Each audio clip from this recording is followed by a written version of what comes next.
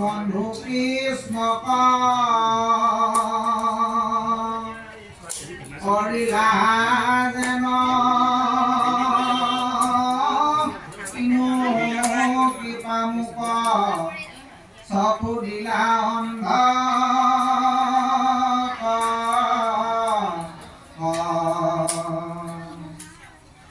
অহংকাৰৰ তাপত তাপত মৰৈ মোহলোক অকৰা নকনিষ্ঠা কনিষ্ঠাৰ দেশৱত চিত আশ্ৰয় যাৰ ইটো নুহি অদভূত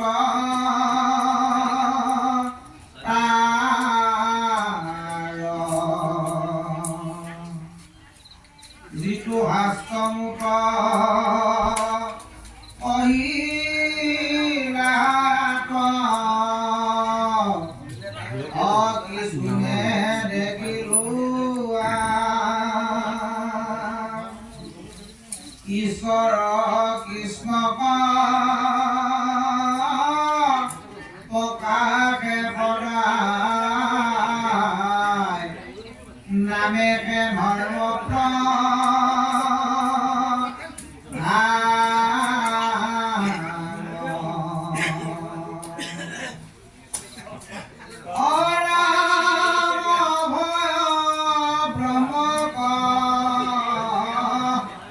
আপুনি দেখাইলা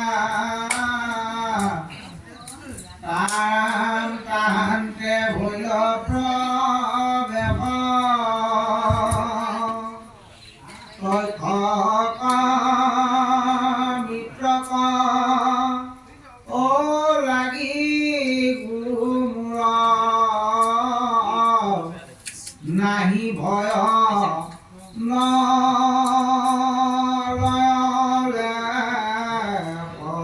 কৃষ্ণ শংকৰ গুৰু আজি এই সেৱকৰ গৃহত একাদশৰ কৰ্মৰ যি মহাভাগৱত পাঠ হৈ আছে, এয়া দ্বাদশ স্কন্ধৰ পৰিচিতৰ ব্ৰহ্মজ্ঞান প্ৰাপ্তি। আমি ভাবিছোঁ আমাৰ মাজতে আমাৰ এজন বুঢ়া ভকত আছে, তেখেতকে আমি জিলাৰ ফালৰ পৰা অকণমান কৃষ্ণৰ কথা ভাগৱতৰ মাজতে কৈ যাবৰ বাবে জিলা সমিতিৰ ফালৰ পৰা অনুৰোধ জনাইছোঁ। আমি দেৱবাবুৰ সন্মুখত তেওঁ মাইক্ৰফোন আগবঢ়াইছোঁ। তেখেতে আপোনাৰ কৃষ্ণৰ কথা কৈ সমূহ ৰাইজক কৃতাৰ্থ কৰে। কৃষ্ণ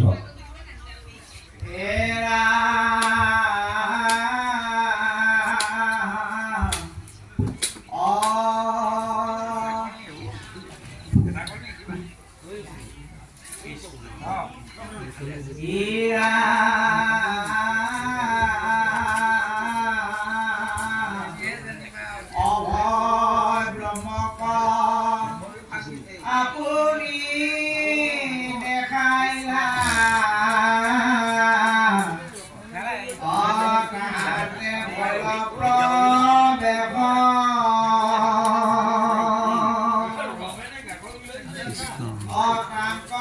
কৃষ্ণ কৃষ্ণ মই সুধিছিলোঁ বোলে তাতে বহি আছোঁ বুলি বাহিৰে বাহিৰে খাওঁতে চাউল খাই চাহকণ খাই খালোঁ খালে খাই মই এটা বহিছোঁ দেই কথা পাতিম বাৰু।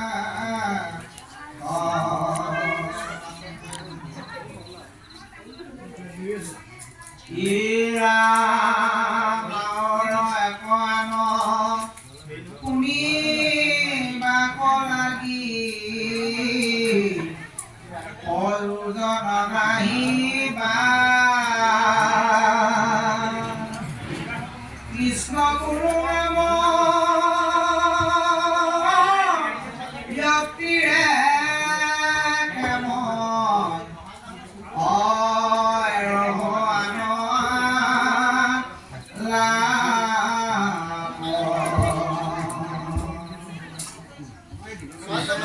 শংকৰ গুৰু আজি বাপমণিঘাট গাঁও শাখাৰ প্ৰতিষ্ঠাপক এজন দেওবাপ আমাৰ সকলোৰে গাঁওখনৰ ভিতৰতে বয়োজ্যেষ্ঠ জ্ঞানজ্যেষ্ঠ ব্যক্তি যিজন ব্যক্তি আন সকলোবিলাক কথা পাতিও এটা গুণৰ কাৰণেই আমাৰ সকলোৰে হৃদয়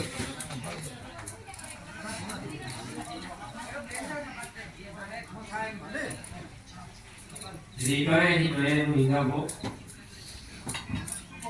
সেইটো গুণ হৈছে আমাৰ বহু কম ব্যক্তিয়ে ভাগৱত ধৰ্মটো অন্তৰেৰে পালন কৰে। ভাগৱত পঢ়ো আমি, আজিকালিতো ভক্তা যদিও পঢ়িছে, ভাগৱত আমি ব্যাখ্যা কৰোঁ।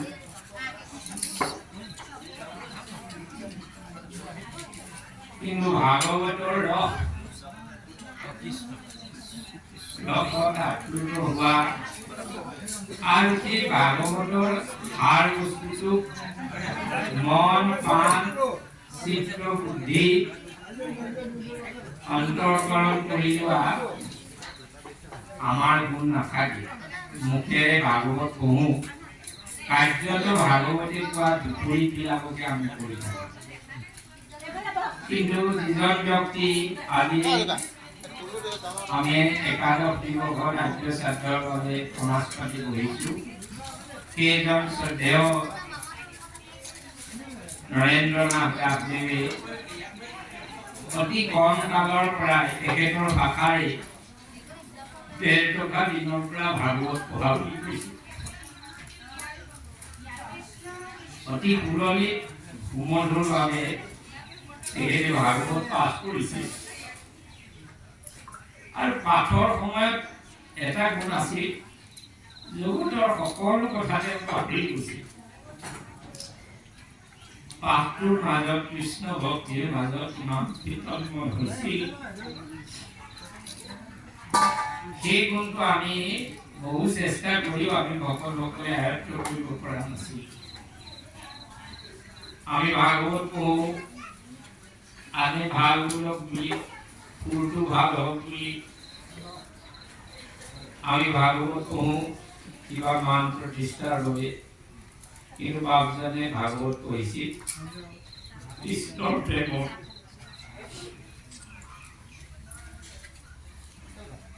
আজি আমাৰ কিতাপ নচলো বাপজনক লৌকিক জগতৰ পৰা আঁতৰাই পঠাব লগা হৈছে। স্বভাৱতে নিষ্কৰ্ম গুণে ইতিমধ্যেই তেওঁ বৈকুণ্ঠ ভগৱন্তৰ কাষত স্থান লাভ হৈছে। যদি ভাগৱত সত্য হয়, যদি কৃষ্ণৰ বাক্য সত্য হয়, তেতিয়া আজি আমি আচলতে আমি ৰজগুণৰ কামহে। ইতিমধ্যেই তেওঁ বৈকুণ্ঠত পাৰিষদ লাভ কৰিছে। কাৰণ কৃষ্ণক ইষ্ট বুলি ভাবি, কৃষ্ণক সমস্ত জগতৰ হত্যাকৰ্তা এই বিশ্বৰ নিয়ন্তা বুলি ভাবি কৃষ্ণৰ দাস হৈ এক শৰণ হৈ কৃষ্ণ ব্যতিৰে কোনো ক্ষুদ্ৰ দেৱতা প্ৰাণান্তেও বিশ্বাস নকৰি কেৱল কৃষ্ণৰ সেৱা শ্ৰদ্ধা কৰা ভাৱজন ভগৱন্তৰ অতি প্ৰিয়। গতিকে যিদৰে পৰীক্ষিতৰ আজি আমি ব্ৰহ্ম জ্ঞান লাভ পাঠটো ওলাইছে, পৰীক্ষিতে কৃষ্ণ কথা শ্ৰৱণ কৰি কৰি যিদৰে শেষত জীৱনতে মুকুট হৈছে। অলপ আগতে কৈছে যে মই মৃত্যুৰ তথ্যকৰ সাপৰ দংশনৰ পৰা মোৰ যি মৃত্যুৰ ভয় আছিল মই তাক কৰিলোঁ। মুকুট হোৱা মানে জীৱনতে মুকুট হোৱা মানে জীৱিত অৱস্থাতেই জগতৰ তত্ত্ব জানি সমস্ত ভয় সুখ মোহ নিন্দা শ্ৰদ্ধা অহংকাৰ এই সকলো জাগৃতিক বিষয়বিলাকৰ পৰা নিবৃত্ত হৈ যোৱাটোৱেই আৰু নিজৰ অন্তৰত জন্ম উপলব্ধি কৰাটোৱেই মুক্তি ইয়াকে জীৱনতে মুক্তি বুলি কোৱা হয় আৰু মৃত্যুৰ পাছত লাভ কৰা মুক্তি পাঁচটা আছে সেইকেইটাৰ কথা বেলেগ কিন্তু যিটো কওঁ আমি জীৱনতে মুক্ত হোৱা বুলি ইয়াৰ অৰ্থ এই মুকুট হোৱা মানে জন্ম মৃত্যুৰ চক্ৰৰ পৰা নিবৃত্তি হৈ য'ৰ পৰা আহিছিলোঁ আমি নিজৰ ভগৱানৰ অংশলৈ আমি জগতত জীৱ হিচাপে আহিছিলোঁ সেই পৰম ব্ৰহ্মত মিলিত হৈ যোৱাৰ নামেই মুক্তি তেনে মুক্তি পৰীক্ষিতৰ ভাগৱত কথা কীৰ্তন হোৱাৰ পাছত হৈছে আৰু আমাৰ বাপজনাও আমি ভাবিছোঁ আমি অনুভৱ কৰিছোঁ তেওঁ নিজ কৰ্মগুণে ভগৱন্তৰ চৰণত আশ্ৰয় পাইছে তথাপি আজি আমি সমাজে নীতিপূৰ্বক একাদশ দিৱসৰ এই কাৰ্যপূৰ্বক আগবাঢ়িছোঁ মই ক্ষমা বিচাৰিছোঁ ইমান দিনে তেখেতক ভালদৰে বিদায় দিছিলোঁ আজি অলপ ভাবুক হৈছোঁ যে মোৰ একেবাৰে সৰু কালৰ পৰাই তেখেতৰ প্ৰতি ভাগৱত পাঠ শুনিছিলোঁ পঢ়িছিলোঁ আৰু এটা কথা আছিলে নিৰ্ভীক ভাগৱতে যিটো কৈছে আমি বহুতে ভয় কৰোঁ তাক নিৰ্ভীকভাৱে কৰোঁ পালন কৰিবলৈতো ভয়েই পালন কৰিব আমি নোৱাৰোঁ আমাৰ মেকুৰী নিগনিৰ দৰে আমাৰ জীৱ কাৰণ ভাগৱতে নিনিয়াই নিনিয়াই কৈ যোৱাৰ পাছতো আমি কৃষ্ণ দেৱতাক মন নিদিওঁ এক শৰণ নহওঁ কৃষ্ণৰ নামক শ্ৰেষ্ঠ বুলি নধৰোঁ কৃষ্ণৰ নামৰ শ্ৰেষ্ঠতা নিদি আন জাগ জাতীয় পিণ্ড ব্ৰত চিত্ৰ এইবিলাককেই সাৰ বুলি মানো গতিকে আমি ক'ব বিচাৰিছোঁ আমাৰ সেইটো নিগনিৰ দৰে আমাৰ পৰিয়াল কিন্তু যিসকল সিংহ পুৰুষ সেইসকলে ভাগৱত কথা উদ্ধৱৰ আগত কৃষ্ণদেৱে কৈছিলে ইটো মোৰ ধৰ্মৰ অল্পৰো নামি হানি যিহেতু মই কৰিলোঁ আপুনি কৰিলোঁ নিষ্ঠবান উদ্ধৱক এই ভাগৱত ধৰ্ম কৰি নাই কৃষ্ণই বৈকুণ্ঠ প্ৰায়ণৰ আগে আগে কৈছিলে যে মোৰ এই ধৰ্মৰ অল্পৰো হানি নাই ই জগতৰ আটাইতকৈ শ্ৰেষ্ঠ ধৰ্ম এইকাৰণে যে মই নিজ মুখে কোৱা কথা আন কোনো শাস্ত্ৰই ভগৱানে কোৱা নিজ কথাৰে ৰচিত হোৱা নাই শ্ৰীমদ ভাগৱত গ্ৰন্থ ভগৱান কৃষ্ণ নিজ মুখেৰে ৰচিত হোৱা বাক্য গতিকে এনে বেদ বাক্যবিলাক আমি পঢ়োঁ কিন্তু আমি তাক বিশ্বাস পালন কৰাৰ আমাৰ ভয় আটাইতকৈ ডাঙৰ ভয় যিসকল আমি জ্ঞানী পণ্ডিত তথাকথিত বৈষয়িক জ্ঞানেৰে হওক বা ভাগৱত জ্ঞানেৰে হওক এইসকলেও আমাৰ সমাজৰ যিসকল গুৰু মহন্ত বুলি আমি যিসকলক স্বীকৃতি দিছোঁ এইসকলেও ভাগৱত ধৰ্মটো সাহসেৰে ই যে জগতৰ শ্ৰেষ্ঠ সৰ্বশেষ সিদ্ধান্ত কলি যুগত কৃষ্ণ এক শৰণেৰে হৰিনাম ল'লেই যে সকলো কাৰ্য সম্পন্ন হয় এই কথাটো সাহসেৰে ক'বলৈ সাহস নকৰে কিন্তু প্ৰয়াত নৰেন্দ্ৰনাথ দাস আমাৰ আকাজনে নিৰ্ভীকভাৱে কাৰেও পৰোৱা নকৰি ভাগৱতে যি সত্য ক'ব তাকে সেইটোকে লৈ আমাৰ সমাজত তেখেত আমি আমাৰ সংগীসকলৰ ভিতৰতো অনা সংগীসকলৰ ভিতৰতো বহুবাৰ মানে তেখেতৰ কথা মতান্তৰ হৈ তেখেতৰ দিয়া কিন্তু ভূক্ষেপ নাই যিটো সত্য তাক ক'বলৈ ভগৱানৰ আন এটা নাম সত্য আৰু ধৰ্মৰ ৩২টা লক্ষণৰ ভিতৰত প্ৰথম লক্ষণ হৈছে সত্য যি সত্যক আশ্ৰয় নকৰে সেইজনে ধৰ্মৰ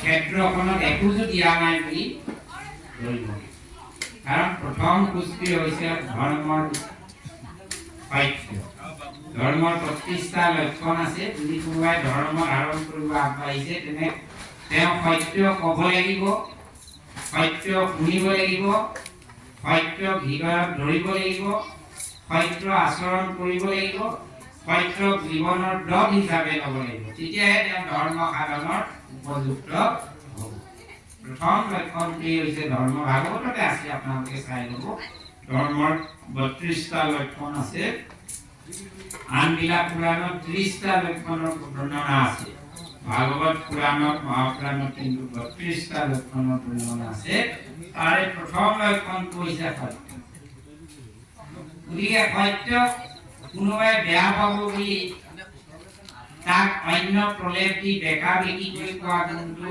নৰেন্দ্ৰনাথ দাসদেৱৰ নাছিল গতিকে তেখেতৰ নাছিল মানে সাধুসকলৰো নাথাকে যিটো সত্য সেইটোৱে যিদৰে ক'ব লাগে তাকেই কয় ভাগৱতে যি কৈছে এইটোক লৈ আমাৰ নিজৰ সংগীত ভকতেও বহুতে তেখেতক বেয়া পাইছে আজি মনত পৰিছে কথা আমি এবাৰ ভাদমহীয়া পাঠত গাঁৱৰ ৰাইজ একেলগ হৈ দৈনিক পাঠ ৰাখিছিল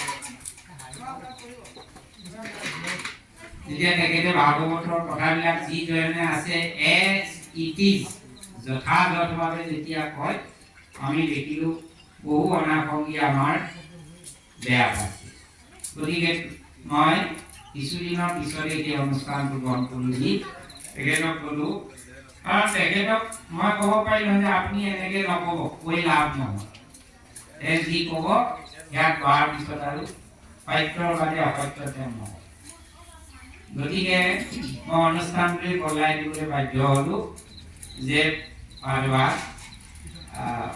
আমাৰ সংগীত গীতৰ এই হ'ব নহ'লে ভাগৱতৰ কথাত যদি কোনোবাই মন দুখ পায় সেইটো এটা ভাগৱত অনুষ্ঠানৰ ব্যাঘাত হয় গতিকে সেইজন দাসদেৱৰ আজি শ্ৰাদ্ধত যথাৰ্থভাৱে আপোনালোকে পৰিকৃতৰ মুখ্যলাভ পাঠটো অধ্যয়ন কৰিছে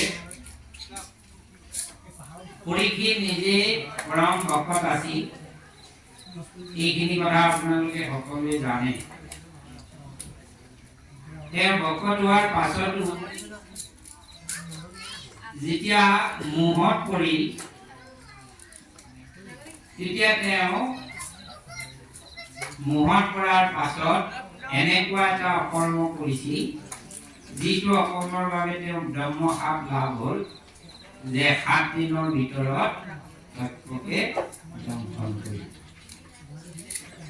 যিজন পুৰুষে মাতৃৰ গৰ্ভতে ভগৱন্তৰ দিব্য ৰূপ চতুৰ্ভুজ ৰূপ দৰ্শন হৈছিল মাতৃৰ গৰ্ভত সোমাই থাকোঁতে যেতিয়া অশ্বস্থামাই ব্ৰহ্মাস্ত্ৰ মাৰিছিল সেই ব্ৰহ্মাস্ত্ৰক ভেদ কৰিবৰ বাবে ভগৱন্তই বাধা দিবৰ বাবে অংগুষ্ঠ প্ৰমাণ হৈ আঙ্গুলি এটাৰ সমান ৰূপ এটা লৈ চতুৰ্ভুজ ৰূপ লৈ মাতৃৰ গৰ্ভৰ চাৰিওফালে গদা ধৰি ব্ৰহ্মাস্ত্ৰৰ গুণ নাশ কৰিছিল সেই সময়তে পৰীক্ষিতে সেই দিব্য পুৰুষজনক দেখিছিল যিজন কোন পুৰুষ অংগুষ্ঠ প্ৰমাণ হৈ ব্ৰহ্মাস্ত্ৰৰ প্ৰবল তাপৰ পৰা মোক ৰক্ষা কৰিছে সেইকাৰণে তেওঁ জন্মৰ পাছত প্ৰতিজন ব্যক্তিয়ে পৰীক্ষা লয় যে এইজনী কিবা হয় নেকি সেইকাৰণে তেওঁৰ নামটো হ'ল পৰীক্ষিত আৰু এই পৰীক্ষিতেই এনেকুৱা বীৰ আছিলে এনেকুৱা ঈশ্বৰৰ একান্ত ভকত আছিল কৃপাধন্য আছিল যে তেওঁ থকালৈকে কলিৰ আগমন ঘটিব পৰা নাছিল জগতত কলিৰ আগমন ঘটিব পৰা নাছিল ইতিমধ্যে কৃষ্ণৰ বিয়োগৰ লগে লগে কলিকাল দ্বাপৰ শেষ হৈ কলিযুগ আৰম্ভ হৈছিল যদিও কলিৰ প্ৰাদুৰ্ভাৱ নাছিল সেইজন এনে ভকত এজনৰ যেতিয়া মোহ হ'ল মোহটো কি হ'ল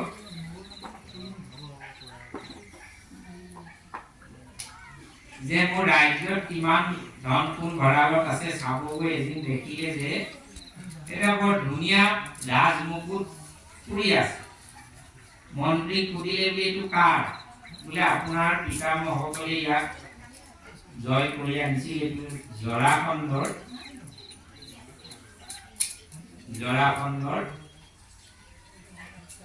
মুকুট আছে বোলে এইটো পিন্ধিব পাৰিনে বোলে মোক পিন্ধাৰ অভিয়া হৈছে যে বৈষয়িক বিষয়ে যেতিয়া অভিয়া হ'ল সেই জৰাসন্ধই ব্যৱহাৰ কৰা বস্তুটো অভক্তজনে ব্যৱহাৰ কৰা বস্তুটো অকৰণীয়াজনে ব্যৱহাৰ কৰা বস্তুটো তেওঁ ব্যৱহাৰ কৰাৰ কাৰণে তেওঁ মতি লৈ হৈ পিনে যেতিয়া ৰাজা হৈ ভকত হৈ সকলো জীৱক দয়া কৰিব পৰা গুৰুজনে আৰু এটা মোহত পৰিলে আন এটা মোহলৈ আমাৰ মনবোৰ মোহে টানি লৈ গ'ল দ্বিতীয় মোহটো আহিল যে মই মৃগয়ালৈ যাম প্ৰাণী হিংসাতে মৰণত আহিল মন্ত্ৰীসকলে বোলে বোলে মহাৰাজ ধাৰ্মিক ৰজাসকলে মৃগয়া কৰা হোৱা নেদেখি বোলে কিয় ক্ষত্ৰিয় হ'লে ৰাজা হ'লে মৃগয়া কৰাটো বিধেয় কথা যেতিয়া মানুহক মোহে ধৰে যেতিয়া বিষয়ে আমাক অন্ধ কৰে ব্যাকুল কৰি তোলে তেতিয়া সেই বিষয় ভোগ কৰিবলৈ আমাৰ ঢেৰ যুক্তি ওলাই যায় একো নহয় এনেকে কৈছে আমুকে কৈছে গতিকে ৰাজাও মৃগয়াত ওলাই গ'ল ইতিমধ্যে কলিয়ে চেক চাই আছিল যে কিদৰে এই ৰজাক ইয়াৰ পৰা মতিমূৰ কৰিব পৰা যায় নহ'লে মোৰ কাৰ্য সিদ্ধি হোৱা নাই বা অকল কলিয়ে সদায় ভকতৰ পাছে পাছে ঘূৰি ফুৰে আনবিলাকৰ পিছে পিছে নুফুৰে সাধুজনৰ পিছে পিছেহে ফুৰে কি কাৰণে আনবোৰ তেওঁ জুলুঙাত সোমাই যিবোৰ অধৰ্মী যিবিলাক হিংসা ভিত্তিক নেতৃত্ব লোক যিবিলাকে গুৰু গোহাঁই একো নামানে সেইবিলাক তেওঁ হাতৰ মুঠিত সাধুত সোমাই থাকে আমি যেতিয়া মাছলৈ যাওঁ খালৈত থকা মাছকেইটালৈ চকু নিদিওঁ নহয় বাহিৰত থকাকেইটা আমাৰ চকু খালৈকেইটা আছে তাতে থাকিব ঘৰলৈ গ'ল তাৰপিছত গৰম তেলত ঠিক কলিও তত্ত্ব হৰি ভকতৰ পিছে পিছে ঘূৰি ফুৰে কি কাৰণে যে কেনেকৈ ইয়াৰ শীঘ্ৰ ক'ত সেইকাৰণে ভকতলৈ নিৰন্তৰ আমি সাৱধানী হ'ব পৰীক্ষিতকো চাই আছিল তেওঁ যেতিয়া এইখিনি কথা আপোনালোকে কাহিনী চব জানে মই বিস্তৰলৈ নাযাওঁ ইতিমধ্যে অঘটনটো ঘটি গ'ল তেওঁ উভতি আহি যেতিয়া ৰাজমুকুট তুলি দিছে সন্ধ্যাৰ যেতিয়া তেওঁ সদায় কৰিব লগা উপাসনাত বহিল তাৰ পিছৰ পৰা মন অস্থিৰ হ'ল যে মই কি কৰিম এজন ব্ৰহ্ম ঋষি তেওঁ ধ্যানত সমাধিস্থ হৈ থকা অৱস্থাত এনে বহি কাম কৰিল গতিকে অনুতপ্ত হৈ থকাৰ সময়তে যেতিয়া আহি সংবাদ দিলেহি ঋষি পুত্ৰই যে ইতিমধ্যে মোৰ যোগে সাপ দিয়া হ'ল তোমাক 7 দিনৰ ভিতৰত তত্ত্বকে দংশন হেন জানি ৰাজা তোমাৰ যি ভাল হয় তুমি সেইখিনি এই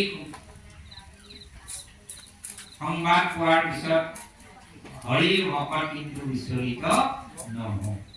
এইখিনিতে সাধাৰণ লোক আৰু হৰি ভকতৰ কি হ'ল যে যি হৈ গ'ল তাত মোৰ হাত নাছিল। দৈব ভকত মোৰ যি হ'ল প্ৰাৰব্ধই মোৰ যি কৰিব লগা আছিল সেইখিনি কৰিলোঁ। প্ৰাৰব্ধ মানে কি? আমাৰ জীৱবিলাকে আমি কিমানবাৰ জন্ম লৈছোঁ, সেই জন্মবিলাকত আমি কৰা কৰ্মবিলাকৰ লেপন, আমাৰ মোহ মায়াবিলাকৰ লেপন আমাৰ শৰীৰত লাগি আছে। সেই অনুযায়ী আমি পৰৱৰ্তী জন্মটো লওঁ আৰু তাৰে দুখ কষ্ট যি ভুগিব লাগে আমি ভোগ কৰোঁ। তাৰে নাম প্ৰাৰব্ধ। এই প্ৰাৰব্ধৰ পৰা কোনো হাত সাৰিব নোৱাৰে। আপোনালোকে ভালকৈ লক্ষ্য কৰিলে চাব, ভগৱান কৃষ্ণও প্ৰাৰব্ধৰ পৰা ভগৱান হৈও সাৰিব পৰা নাই। যেতিয়া এই মৰতলৈ আহে, পৃথিৱীলৈ যি আহে, প্ৰাৰব্ধত সকলো আবদ্ধ হ'বই লাগে। ৰাম অৱতাৰত বালিক বধ কৰাৰ পিছত বালিক পুত্ৰ অংগদে কৈছে যে মই যাক যি মোৰ পিতৃ হত্যা কৰিছে মই তাক বধ কৰিম। যেতিয়া আহি খেদা মাৰি আহি দেখি দেউতাকে বালিয়ে মৃত্যুৰ মুখত পৰি আছে যদিও ৰামৰ চৰণ দুখন ধৰি আছে, বিপৰীত লক্ষণ দেখি কান্দিব ধৰি বোলে পিতা মই প্ৰতিজ্ঞা কৰিছিলোঁ এওঁক মই বধ কৰিম। তেতিয়া ক'লে বোলে তই কি প্ৰতিজ্ঞা কৰিছিল? সমস্ত জগত যাৰ চিন্তাত সৃষ্টি হয়, সমস্ত ব্ৰহ্মাণ্ড যাৰ ইচ্ছাত চলি আছে, সেইজনৰ ইচ্ছাই আছিল যে মই এনেকৈ মৃত্যু হোৱা। গতিকে মোৰ প্ৰাৰব্ধ আছিল আৰু তই আনন্দ কৰিব লাগে যে মোৰ মৃত্যু পৰম পুৰুষৰ হাতত। গতিকে যদি তুমি মোৰ পুত্ৰ হোৱা, মোৰ বাক্য মানা, শত্ৰু নহয় মিত্ৰ ভাবি দাস হৈ ৰামৰ চৰণত তুমি শৰণ লোৱা আৰু ৰামে যি ক'ব তাকে কৰা। এই কথা শুনাৰ পিছত অংগদ ৰামক প্ৰণাম কৰিলে, প্ৰভু মোক দুখ ক্ষমা কৰে। তেতিয়া ক'লে যে তোমাৰ কথা আঁতৰে নাযায়, পৰৱৰ্তী জন্মত তোমাৰ এই ইচ্ছাটো মই পূৰণ কৰিম। কাৰণ তুমি মোৰ দাস হৈ গ'লা, ভকত হৈ গ'লা।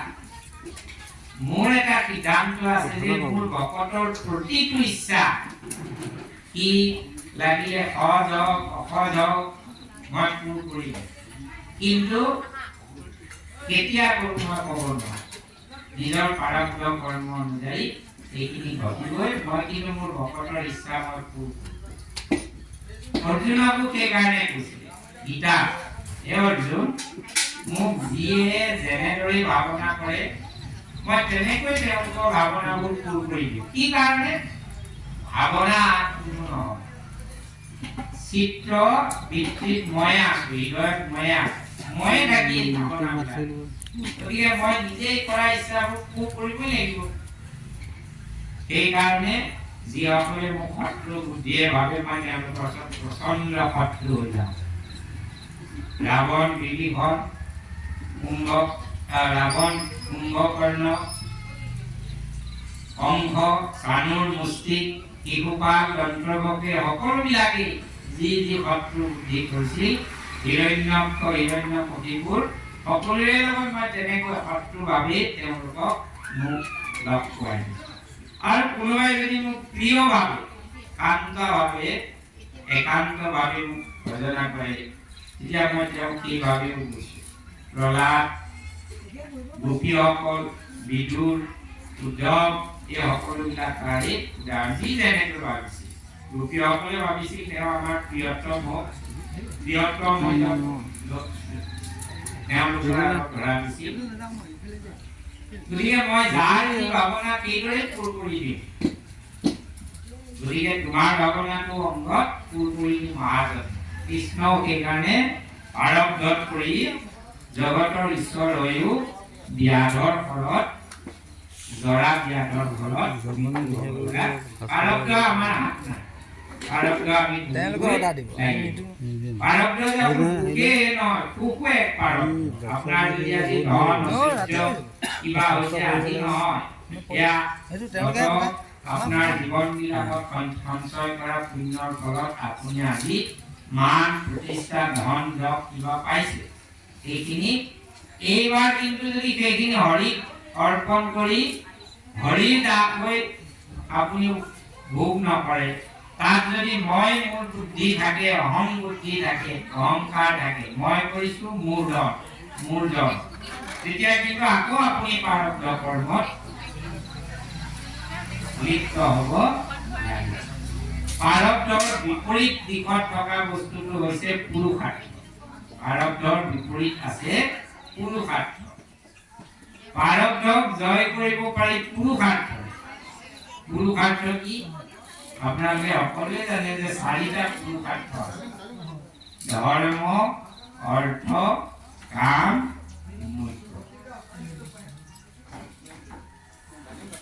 ধৰ্ম অৰ্থ কাম মোক্ষ এই চাৰিটা ক'ত পুৰুষাৰ্থ সিদ্ধি হয় কৃষ্ণৰ চৰণত যদি একান্তভাৱে শৰণ হয় কৃষ্ণ দাস হৈ যদি কৃষ্ণৰ চৰণ কমল ভজনা কৰে তেতিয়াহ'লে চাৰিটা পুৰুষাৰ্থ মানুহৰ সিদ্ধি ধৰ্ম অৰ্থ কাম মোক্ষ এই চাৰিটাৰ ব্যাখ্যালৈ নাযাওঁ যিহেতু পাঠটো আমাৰ পৰীক্ষিতৰ ব্ৰহ্ম জ্ঞান গতিকে যিসকল সাধক পুৰুষ কোনোবাই যদি প্ৰাৰব্ধক জয় কৰিব বিচাৰিছে তেওঁ উদ্যোগ কি ল'ব লাগিব পুৰুষাৰ্থ সাধন কৰাৰ উদ্যোগ ল'ব লাগিব এই পুৰুষাৰ্থ সাধন কৰাৰ একমাত্ৰ উপায় হৈছে কি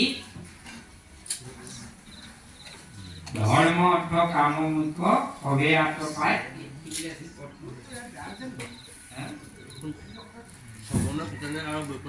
শ্ৰৱণ কীৰ্তনে আৰু বৈকুণ্ঠ যায় ধৰ্ম অৰ্থ কাম মোক্ষ সবে পুৰুষাৰ্থ সাধন কৰিবলৈ এটাই সাধন আছে কলিযুগত কোনো জপ তপ তীৰ্থ ব্ৰত পূজা পাঠ দান দক্ষিণাৰ যোগে পুৰুষাৰ্থ নহয় পুৰুষাৰ্থ হয় ভগৱন্তৰ শ্ৰৱণ কীৰ্তন গুঞ্জক শ্ৰৱণ কীৰ্তন এই শ্ৰৱণ কীৰ্তনক যি আশ্ৰয় কৰিব সেইজনৰ পুৰুষাৰ্থ সেয়ে সাধুসকলে প্ৰাৰব্ধ আহিলেও তাক বিচলিত নহয় প্ৰাৰব্ধক জয় কৰিবৰ কাৰণে পুৰুষাৰ্থৰ উদ্যোগ লয় পৰীক্ষিতেও উদ্যোগ ললে পুৰুষাৰ্থ কি পুৰুষাৰ্থ কৰি এক নম্বৰ পুৰুষাৰ্থ পাবলৈ হলে কি আহিব লাগিব ত্যাগ স্বীকাৰ কৰিব পাৰিব লাগিব তেওঁ ক'লে যে হয় মোৰ উচিত দণ্ড হ'ল ৰাজা হৈ এনে দৈহিক কাম কৰিব নালাগিছিল গতিকে ভগৱন্তই কৃপা কৰিয়ে মোক এই শাস্তি দিছে ইয়াৰ পৰা প্ৰাৰব্ধৰ কৰ্মত মইতো মৃত্যু মোৰ হ'বই কিন্তু আকৌ যাতে মই প্ৰাৰব্ধত নকৰোঁ এই জন্মতে মই পুৰুষাৰ্থ কৰিব লাগিব কি পুৰুষাৰ্থ কৰিম মনেৰে ভাবি পোৱা নাই এতিয়া প্ৰথমতে ৰাগ বসন ত্যাগ কৰিলে পৰীক্ষিতৰ পুত্ৰটো সৰু হৈ আছিল তথাপি তেওঁ কালি ৰাজা পাতি দিলে মুহূৰ্তৰ ভিতৰতে ৰাজা যেতিয়া আৰু পিছদিনাই কি কৰিলে ৰাজ আৱৰণ ত্যাগ কৰি সাধাৰণ বস্ত্ৰ পিন্ধি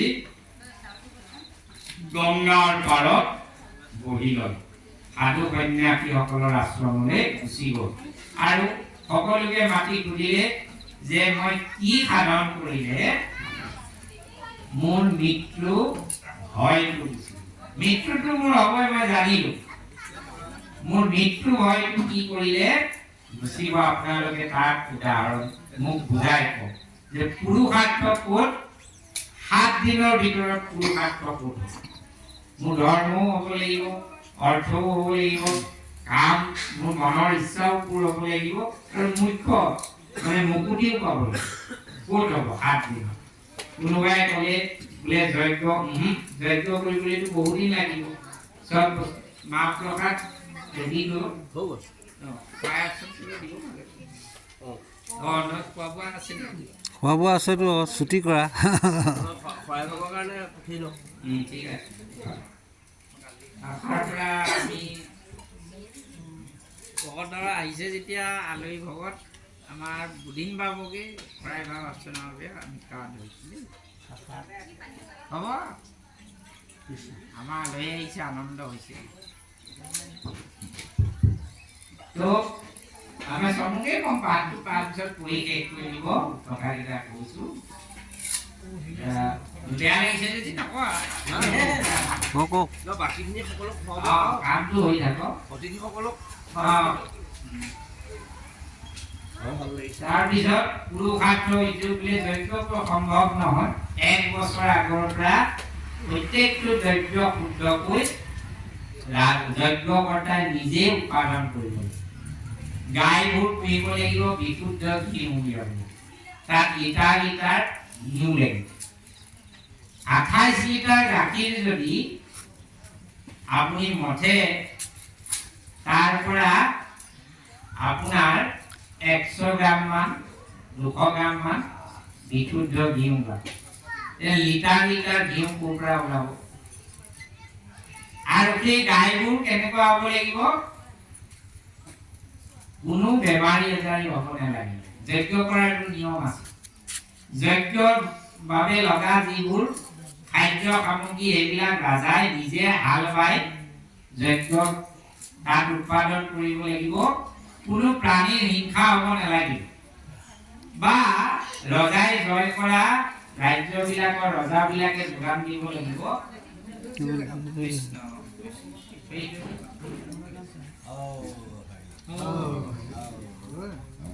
আমাৰ এজন ভকতে লগত লাগিল ধৰ্মেন্দ্ৰ এই ঘৰা এজনত তাৰপিছত সেই শস্য উৎপাদন হোৱাৰ পাছত যজ্ঞ ভূমিত তেওঁ নিজে হাল বাই পৰিষ্কাৰ কৰি যজ্ঞ ভূমি ঠিক কৰাৰ পিছত গতিকে 7 দিনত সম্ভৱ নহয় পূজা কৰিবলৈ হলেও কি লাগিব উপযুক্ত ঋত্বিজ লাগিব যি একেবাৰে কোনো বিঘিনি নোহোৱাকৈ প্ৰতিটো মন্ত্ৰ শুদ্ধ উচ্চাৰণ নোহোৱাকৈ পূজা কৰি দিব পাৰিব দান দক্ষিণাটো কথা নাই তীৰ্থ ভ্ৰমণটো কথা নাই তেতিয়া ঋষিসকলে বোলে মহাৰাজ এইবোৰ কলিযুগ আহি গ'ল সকলো নিষ্ফল হ'ল যাগ যজ্ঞ তীৰ্থঘৰ এইবিলাক সকলো নিষ্ফল হ'ল আমিয়ে এতিয়া বিপৰীত কৰিছো যে কি উপায় আমাৰ তৰণ আমিয়ে কোনো উপায় পোৱা নাই গতিকে আপোনাক আমি কোনো সংবিধান দিব নোৱাৰিম এই বুলি মনৰ দুখত ধৰ্মেন্দ্ৰ কৈছে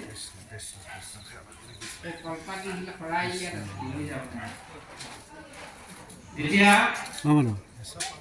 এনেখিনি সময়তে যেতিয়া আপুনি অন্তৰেৰে কিবা এটা কৰিবলৈ আগবাঢ়িব আপুনি যদি হৰিৰ ভকত হয় আপুনি যদি মনত পিতৃক লয় তেতিয়া ভগৱন্তই নিজে যজ্ঞ ৰূপে হওক জন ৰূপে হওক ধন ৰূপে হওক অনুকূল পৰিৱেশ হৈ দেখা দিয়ে অৰ্জুনৰ আগত গীতাটো কৈছে যে উদ্যোগী ভকতজনৰ কাৰণে মই অনুকূল পৰিৱেশ মই অনুকূলতা আনি দিম প্ৰতিকূলতাও নাইকিয়া কৰি সেইকাৰণে অনুকূল হৈ ভগৱন্ত পুৰুষ নিজে আহি গ'ল সুখদেৱ মহাৰাজ ব্ৰহ্মজ্ঞানী তত্ত্বদৰ্শী হ'ল এতিয়া 7 দিনতেই সুখদেৱৰ মুখে ভাগৱত এতিয়া সুখদেৱ আহি পালে সকলোৱে নমস্কাৰ কৰিলে বোলে কি হ'ল বোলে এনে কথা পৰীক্ষিতে অৰ্চন বন্ধন কৰি ক'লে যে মোৰ ভাগ্যত কিবা আজন্মৰ সাধনা আছিল মোৰ পিতৃ পিতামহসকল ভগৱান কৃষ্ণৰ দাস আছিল সেইকাৰণে মৃত্যুৰ বেলাত মই তোমাক লগ পালোঁ তুমি এক সাধুক লগ পালোঁ মই জানিলোঁ নিশ্চয়কৈ ভগৱান মোৰ সদয় হ'ল মই এতিয়া মুক্তিৰ পথটো পাম বোলে তোমাৰ এতিয়া মৰিবা যদি মৰিবা ব্ৰহ্ম সাপ পালা বোলে মোৰ মৰালৈ ভয় নাই প্ৰভু এই মৃত্যুৰ সময়তে মই ভয়াত ভয়াক্ৰ হৈ যাম, ভয় লাগিব মোৰ, ডাঙৰ এটা সাপে ভাঙা মেলি আহিব, তাৰ প্ৰচণ্ড ৰূপটো দেখি মই ভয়ত ভিতৰত হৈ যাম, এই সময়তে ফুট মাৰিব, মই মৰি যাম। আৰু মৃত্যুৰ সময়ত যিয়ে যি স্মৰণ কৰি দেশ ত্যাগ কৰে, মৃত্যুৰ পাছত সেই জন্মটো গেল, সেই পাৰত্ৰত গেলাম। গতিকে ময়ো পিছৰ জন্মত এটা প্ৰচণ্ড সোণাল সাপ হ'ম বুলি, এইটোৱে মোৰ ভয়। বোলে সেইটোৰ উপায় আছে মোৰ হাতত। তুমি বোলে সাপ দেখি নমৰা নহয়, জীৱনতে তুমি মুকুট হৈ যাব পাৰিবা। যদি তুমি চবকে হৰি দেখা, বোলে হৰিক দেখি মৰিব মন বোলে হয়, বোলে তেতিয়াহ'লে সকলোকে হৰি দেখাৰ উপায় আছে মোৰ হাতত, মৌ পদ আছে। বোলে হয়নে? তাকেই দিওঁ। বোলে তুমি বহি যোৱা, মই কৃষ্ণ কথা কওঁ। শ্ৰৱণ কীৰ্তন বাদে জগতত মোহ মায়া একোৱেই নাযায়, আত্ম উপলব্ধি নহয়, তত্ত্বজ্ঞান লাভ নহয়, কোনো ধৰ্ম সাধন নহয়। গতিকে তুমি বহা, মই তোমাক কৃষ্ণ কথা কওঁ। এই বুলি নিয়মপূৰ্বক যেতিয়া বহাই যোৱাৰ পিছত তেওঁ কেইটামান প্ৰশ্ন কৰিলে যে কৃষ্ণ কথাৰ লগতে মোক এই কথাকেইটা, ভগৱান কোন, জগতখন কি, ক'ত স্থিত হ'ল, কোনে সৃষ্টি কৰিলে, কেনেদৰে চলিছে, এই ধৰণৰ কথাবিলাক। আৰু মুমুক্ষজনক এই 7টা প্ৰশ্ন কৰিলে তেওঁ, যে একদম মুমুক্ষজনৰ মুখ্য প্ৰাপ্তিৰ উপায় কি। বোলে সকলোৰে এটাই কাম, হৰিৰ লীলাবিলাক শ্ৰৱণ কীৰ্তন কৰা, তুমি শুনা। এই বুলি 7 দিন ভাগৱত কথা তেওঁ ক'বলৈ কৈ উঠাৰ পাছত যিখিনি কথা হৈছে আমাৰ পাঠটোৱে তাকে কৈছে। কি হৈ গ'ল? শুকদেৱে যেতিয়া কথাখিনি কৈ তেওঁ নিজেই ব্ৰহ্ম ৰীতি যদিও ভগৱন্তৰ লীলা জপৰ মাধুৰ্যত তেওঁ আনন্দ বিভোৰ হৈ মৌন যেতিয়া হৈ গ'ল, গভীৰভাৱে তেওঁ চকু দুটা সামান্য জপ বন্ধ কৰি লৈ ভগৱন্তৰ ৰূপ যেতিয়া হৃদয়ত চাই থাকিব ধৰিলে, সেই সময়ত পৰীক্ষিতে বিনয় হৈ তেখেতক প্ৰাৰ্থনা কৰিছে যে হে গুৰুজন, আপুনি মোৰ বাবে পৰম পুৰুষ ভগৱন্ত সদৃশ, যে আপোনাৰ কৃপাত মোৰ মোহ মায়া চব গ'ল। মই বুজি পালো যে জগতখন চব অসাৰ, ময়ো যে কোনো তক্ষকো কোনো মোৰ শত্ৰু নহয়, ময়ো তক্ষকৰ শত্ৰু নহয়, চব ভগৱান। মোৰ এই জ্ঞান আহি গ'ল, মই সকলোকে তোমাৰ কৃপাত ব্ৰহ্মময় দেখিছোঁ। যে ভাৱসকল 7 দিনৰ ভিতৰত ভাগৱতখন শুনি, এবাৰ মাত্ৰ শুনিয়ে পৰীক্ষিতৰ যদি ব্ৰহ্মজ্ঞান আহে, তেতিয়া আমাৰ মানুহে জন্মৰ পিছৰ পৰাই ভাগৱত শুনিয়া আমাৰ কিন্তু জ্ঞান আহা এতিয়াও কৃষ্ণ দেৱতাত আমাৰ অতি প্ৰীতি হোৱা নাই। কি কাৰণে হোৱা নাই? 2টা কথা। 1 নম্বৰ কথাটো হৈছে, আমি ভাগৱত আচলতে যেনেদৰে শুনিব লাগে তেনেদৰে 7 দিনত তক্ষকে দংশন কৰিব, মানে সপ্তাহটোৰ যিকোনো 7টা দিনতে আমি সকলো মৰিম। 7টা দিনৰ বাদে বেলেগত কোনোবা মৰিব নেকি? যি বাৰতেই মৰে 7টা দিনৰ ভিতৰতে মৰিম। আমি মৰিম এই ভাৱনাটোৱে ভাগৱত নশুনো। আমি কি বুলি শুনো? আমি সদায় জীয়াই থাকো। ভাগৱত শুনাৰ সময়খিনিত অকণমান দেৰি হোৱাৰ লগে লগে বাপ দেৰি সোনকাল কৰক, মোৰ বজাৰ সমাজ ঘাট চব আছে ন, ল'ৰা ছোৱালী হৈ আছে, চব আছে। এই বুদ্ধিটা আমাৰ মোহ মায়া ৰাগ দ্বেষ ভয় এইবিলাক চব থকাৰ কাৰণে আমি এজন গুৰুৰ ওচৰত শিষ্য এজনে প্ৰাৰ্থনা কৰি, প্ৰভু মই ইমান চেষ্টা কৰিও মোৰ মনটোক আপোনাৰ সাধনাত আপুনি শিকোৱা সাধনবিলাকত লগাব পৰা নাই, ভগৱন্তক মই ওচৰ চাপিব পৰা নাই, এনেকৈ মোৰ হ'বগৈ জানো? বোলে কিয় নহ'ব? হ'ব নাই, বহুদিন আকৌ কৰাৰ পিছত একেই কথা। এদিন বোলে ৰাতিপুৱা তুমি মোৰ লগত কাইলৈ মই ব্ৰহ্ম মুহূৰ্ততে যাওঁ নহয় স্নান কৰিবলৈ, তুমি ওলাবা। ঠিক আছে বোলে, হ'ব বোলে। গুৰুৰ লগত গ'ল, এতিয়া বুৰ মাৰিব লাগিব দেই, এই যে মন্ত্ৰ কোৱা বুৰ মাৰা। বুৰ মাৰোতে গুৰুৱে বুৰ নেমাৰিলে শিষ্যটো বুৰ মাৰিব দিয়ে আৰু শিষ্যই তাৰ ডিঙিতে ধৰি লৈ পানীৰ তলত হেঁচা মাৰি ধৰিলে অকমান যোৱাৰ পাছত ই কক পকাব ধৰিলে ভৰিয়াত মাৰিব ধৰিলে গুৰুৱে দেখোন কি কৰিছে পানীৰ তলত হেঁচা মাৰি দিছে যিমানে ই চেষ্টা কৰিছে গুৰুজনে তাক সিমান বেছিকৈ জোৰেৰে হেঁচা মাৰিলে শেষত ই মন বল দি পিনাই গুৰুজনক ঠেলা মাৰি পানীৰ পৰা ওলাই আহে বোলে আপুনি কি কৰিছিলে আজি মোক মাৰিলে বোলে তুমি পানীৰ তলত থকা সময়খিনি কি ভাবিছিলা বোলে একো ভবা নাই মই কেনেকে আপোনাৰ এই হাতৰ পৰা মুকলি পাওঁ মই সেইটো ভাবিছোঁ তেতিয়াহ'লে তুমি সাধনা কৰা সময়ত কি ভাবা কৃষ্ণক কেনেকে পাওঁ সেইটো ভাৱনা তোমাৰ থাকেনে তুমি বাচিবৰ বাবে এতিয়া যিমানখিনি চেষ্টা কৰিলা তেনেকুৱা চেষ্টাৰে তুমি হৰি সাধনা কৰানে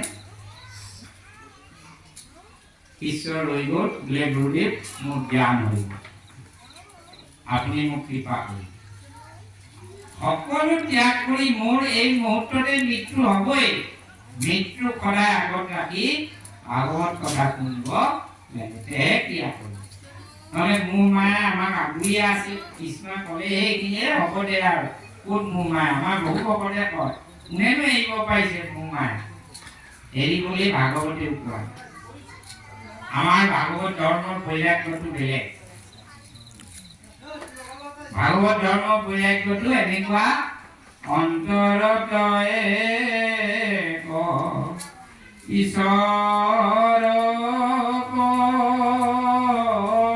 দেখিও নানা বাহিৰত অন্তৰত বুধ বাহিৰত জৰ প্ৰায়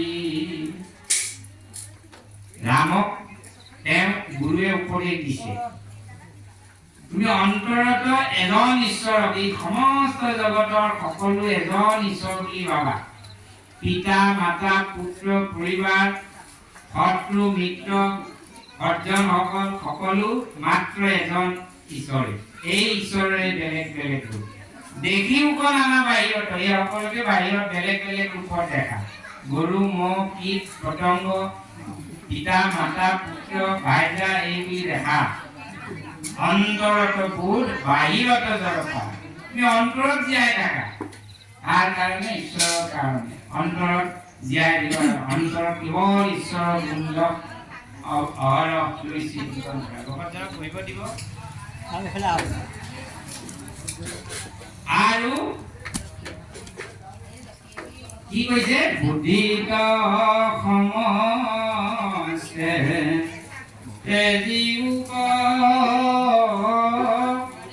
অবাহিৰত সংগ দেখায় বুদ্ধি সকলো ত্যাগ কৰি দিয়া যে সকল মোৰ কোনো নহয় মই মাত্ৰ সাংসাৰিক সম্বন্ধই তাত লগ লাগি আছো এই মাতে ৰাম লোকত ঘূৰা বেৰা এইটো নামে বৈৰাগ্য তোমাৰ সকলো আছে সেই থকাখিনিৰ লগত অহংকাৰ নোহোৱাকৈ এই সকল ভগৱন্ত এইখিনি ভগৱানৰ দান মই মাত্ৰ ৰখিয়াহে আৰু ইয়াক সৎ ব্যৱহাৰ কৰিব লাগে কেৱল মোৰ উদৰটো মোৰ স্পৃহাটো পূৰ্ণ কৰি জগতৰ হিতজনৰ কাৰণে কোনোবা এজন যদি আজি দুখীয়া দৰিদ্ৰ ভোকত আছে তেওঁক এমুঠি ভাত দিব পৰাটোহে দিয়া দি পিনাই যি ধন ভোগ কৰিছে সেইটোৰ নাম বৈৰাগ্য ৰতন টাটাৰহে বৈৰাগ্য আছে আমাৰ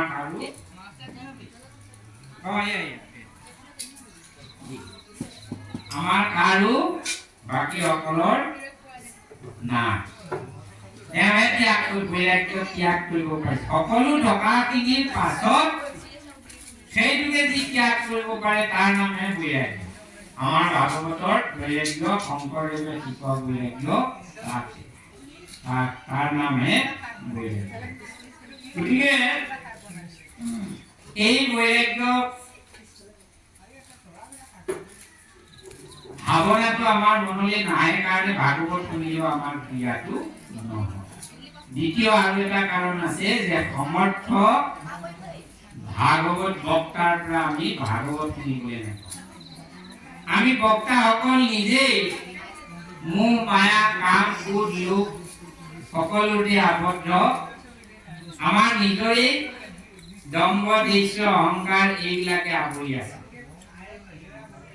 গতিকে তেনেজনৰ ওপৰত এতিয়া আমাৰ মনত ক্ৰিয়া নকৰে। ভাগৱতত বৰ সাৱধান বাণী এটা শুনাইছে দেই বাপসকল। অকৰণীয়া মানে কৃষ্ণ দেৱতাকে শ্ৰেষ্ঠ বুলি ভাবি কৃষ্ণ দেৱতাক শৰণ নোলোৱা, অন্য দেৱতাৰ পূজা সেৱা কৰা ব্যক্তিৰ মুখে ভাগৱত শুনাটো সাপে মুখ দিয়া গাখীৰ খোৱা বুলি কৈছে। মই কোৱা নাই, ভাগৱততে লিখা আছে। সাপে মুখ দিয়া গাখীৰ। যি নিজে বিষয়ী, যি নিজে ভাগৱত নেমানে, সেই তেনেজনৰ মুখে 7 দিন 7 ৰাতি নালাগে 7 বছৰ ভাগৱত শুনি থাকিলেও কোনো পুৰুষৰ হৃদয়ত ভাগৱত জ্ঞান জাগৃত নহয়। খুব পৰীক্ষিতে এইকাৰণে 7 দিনতে মুক্তি পালে যে সুখদেৱ সমৰ্থ গুৰু আছিল, নিজে ব্ৰহ্মদৰ্শী। ভাগৱত নিজে শ্ৰীমদ ভগৱত, তেওঁ ভগৱন্তৰ ৰূপ। তেওঁ সকলোকে ব্ৰহ্মদেৱী। ইমান বৈৰাগ্য আছিল যে তেওঁ কোনো কাপোৰ পৰ্যন্ত পিন্ধা নাছিল। তেওঁৰ কাৰণে বৈষয়িক সুখ মোহ লাজ লজ্জা এইবিলাক একো নাছিল। সমৰ্থ গুৰু যদি লাভ হয় তেতিয়াহ'লে কৰিব পাৰি। আমাৰ দুৰ্ভাগ্য, মহাপুৰুষ শ্ৰীমন্ত শংকৰদেৱৰ দৰে সমৰ্থ গুৰু লাভ কৰাৰ পাছতো আমি এনে লোকৰ ওচৰত শৰণ লওঁ যিসকলে শৰণত গুৰু বুলি শংকৰদেৱকে নেদেখে। গুৰু বুলি তেওঁলোকৰ উপহিত পুৰুষসকলৰ নাম মাতিবলৈ।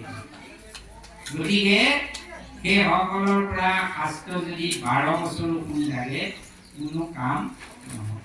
সমৰ্থ গুৰুজনে প্ৰত্যক্ষভাৱে কীৰ্তন দশম ঘোষা ৰত্নাৱলী এইবিলাকত থাকি আমাক যি উপদেশ দিছে এইখিনি যদি আমি অন্তৰেৰে ধৰিব পাৰোঁ, ভাগৱত শুনা তেতিয়াহে আমাৰ কাম।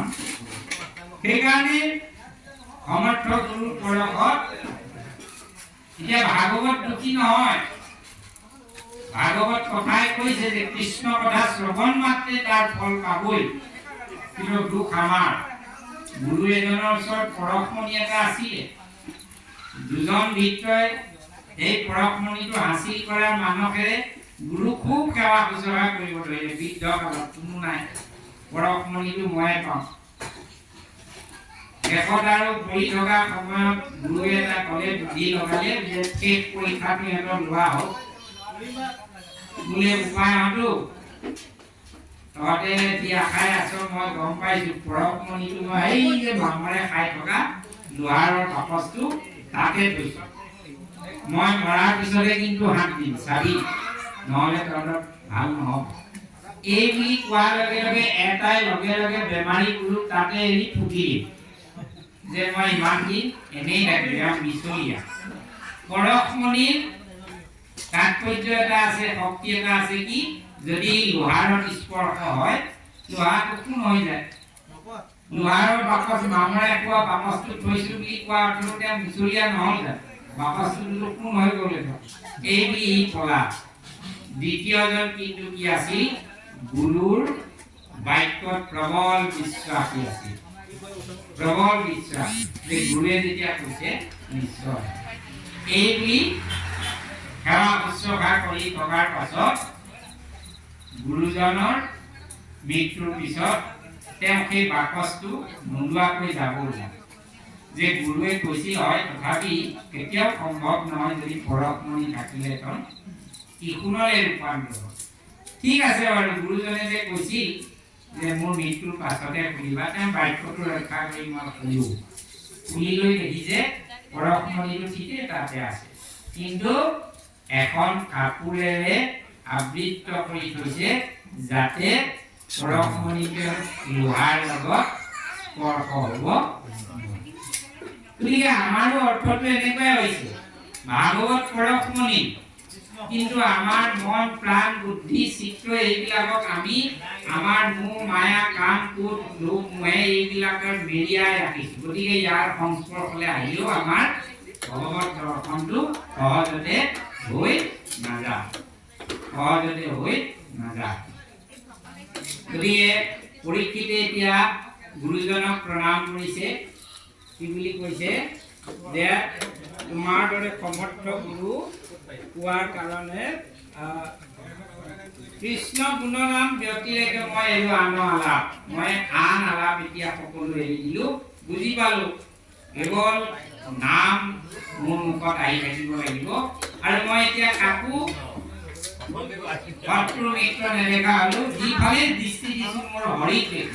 গতিকে এতিয়া আৰু মোৰ মৃত্যুৰ ভয় নাই, এই বুলি গুৰুজনক তেওঁ প্ৰশংসা কৰিছে।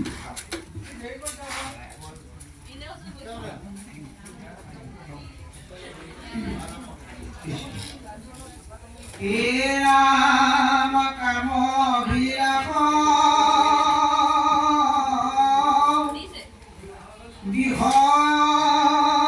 বাসনা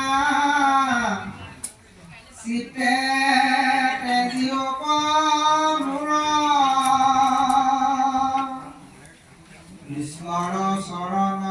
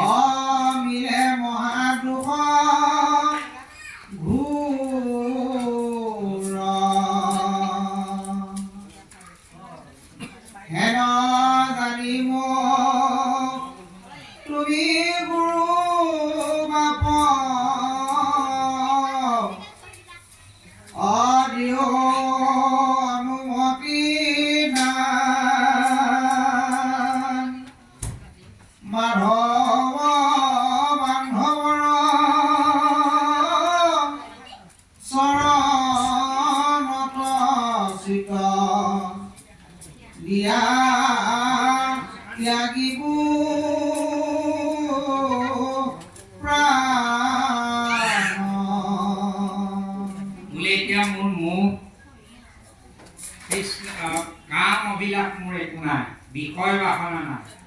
কাম অভিলাষ বিষয় বাসনা চিত্তে তেজি বহু মোৰ, মই মোৰ চিত্ৰৰ পৰা চবকে বিলাই দিওঁ। এতিয়া মোৰ এটাই অভিলাষ আছে, মই মাত্ৰ মোৰ এটা দুখ আছে এতিয়া। সেই মহাদুখটো কি? কৃষ্ণৰ চৰণখন যাতে মোৰ যদি এৰিব লগা হয় সেইটোৱে মোৰ মহা দুখ হ'ব। গতিকে এই গুৰু এই সময়ত মই মোৰ মন বুদ্ধি চিত্ৰ অহংকাৰ সকলো ভগৱন্তত মোৰ নিৰ্দিষ্ট হৈছে। গতিকে মই তোমাৰ ওচৰৰ পৰা ইমান দেৰি মই তোমাৰ শিষ্য হৈ তোমাৰ আজ্ঞা পালন কৰি কি আছিলে মই ভগৱত কথা শুনি আছিলোঁ। এতিয়া মোক এটা আজ্ঞা দিয়া। কি আজ্ঞা? যে এই কথা শুনাৰ পৰা মোক নিবৃত্তি কৰি দিয়া আৰু অনুমতি দিয়া যে মই কৃষ্ণৰ চৰণ চিন্তা কৰি দেশ ত্যাগ কৰিম। ভগৱান ভাগৱতৰ প্ৰতিটো কথাই লক্ষ্য কৰিব লাগে। সেইকাৰণে আমি ভাগৱত পাঠত বহিলে শুনিব সময়ত অনুমতি অবিহনে উঠি যাব নালাগে। নামত বহিলে আমাৰ নিয়ম আছে, ভাগৱতখন শুনি নিয়ালৈকে উঠি যাব নালাগে। আমাৰ বহু ভকতৰ ইমান কোনো ধৈৰ্য নাই যে নাম শেষ হ'ল আৰু থিয় হৈ দিলে।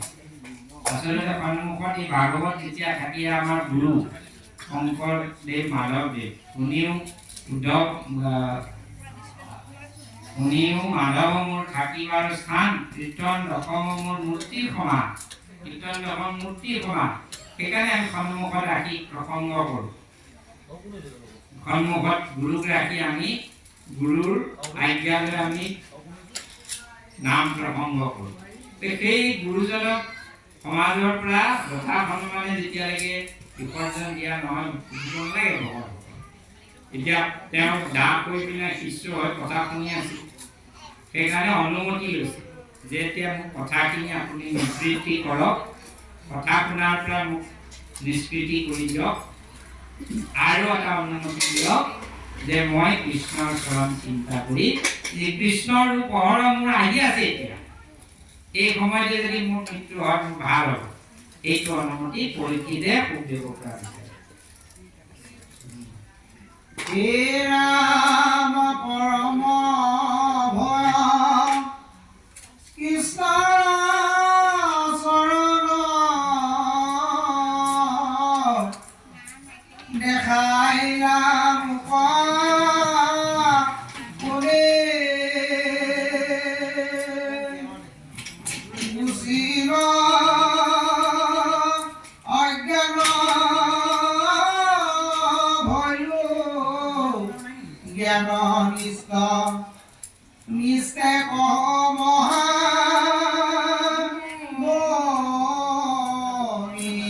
দুটা শ্ৰেষ্ঠ কাম কৰিলা অভয় চৰণ এখন মোক দেখাই দিলা আৰু মোৰ অজ্ঞানখিনি দূৰ কৰি দিলা গুৰুদেৱ কৃষ্ণৰ চৰণখন অভয় চৰণ বাকীবোৰ চৰণ ভয়ৰ চৰণ বাকীবোৰ চৰণ কোনোবা ডাঙৰটো ডাঙৰ পণ্ডিত এজনেও যদি আহি কোৱা বৈজ্ঞানিক এজনেও আহি পায় ভয় নাপাব মই তোমাক বচাই ৰাখিম নহ'ব এইবোৰ চব ভয়ৰ চৰণ আপুনি মোৰ ওচৰত আশ্ৰয় ল'লে ৰাখিম মই কোনে কি কৰিব পাৰে ভয়ৰ চৰণ তাতোতকৈ ওপৰলৈ গ'লে যিবোৰ দেৱতাক আমি আশা কৰোঁ সেইবোৰ দেৱতাই ভাগৱতৰ পাতে পাতে বৰ্ণনা আছে সাধাৰণ অসুৰ এটাৰ ভয়তে দৌৰি পলাব লগা হৈছে শিৱক কোনোবাই যদি পৰম ব্ৰহ্ম বুলি শিৱ আশ্ৰয় লৈছে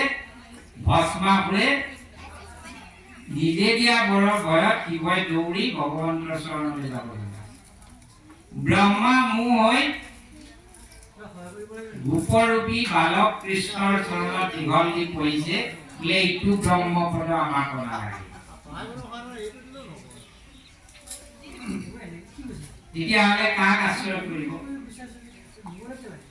ব্ৰহ্মাদি দেৱগণে বিশ্বল সম্পত্তি মানে লক্ষীক সেৱন্ত তপ কৰি সম্পত্তি বিচাৰি লক্ষীক সেৱা কৰে ব্ৰহ্মা হয় আদি দেৱতা লক্ষীও সেৱন্ত যাৰ হেন মহেশ্বৰ বিনে মহেশ্বৰ বিনে কোনো শ্ৰেষ্ঠ দেৱ আছে আৰু সেইজনে অভয় চৰণ সেইখন চৰণ চিন্তা নকৰি যদি আনে কোনোবা কাৰোবাৰ ওচৰত কোনোবা গোসাঁইৰ ওচৰত কোনোবা বাবাৰ ওচৰত কোনোবা ঠাকুৰৰ ওচৰত কোনোবা শৰণ লৈ আছে তেওঁক এদিন ভয়তে মৃত্যু তেওঁ ভয়ৰ চৰণতে আছে তেওঁ আকৌ জন্ম মৃত্যু এই চক্ৰটোলৈ আহিব লাগিব কাৰণ কাল মায়া এইকেইটাই সেইজনক মকিমূৰ কৰিবলৈ কৰিলে কাল মায়া কৰিয়ে কেৱল ভগৱন্তৰ আদেশতে কাৰ্য পালন কৰে এই তিনিটাৰ পৰা যদি আমি ৰেহাই হ'ব লাগে কৃষ্ণৰ চৰণত শৰণ ল'ব